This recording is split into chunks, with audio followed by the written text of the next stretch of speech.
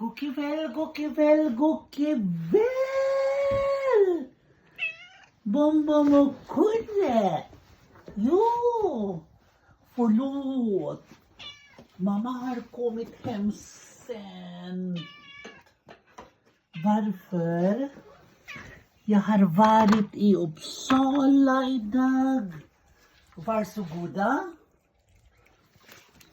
För att ge blod igen. Det är 10 gånger nu.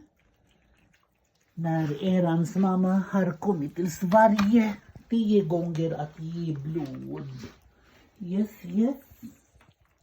För att hjälpa människor, hjälpa liv. Jo, det är livet. Nam.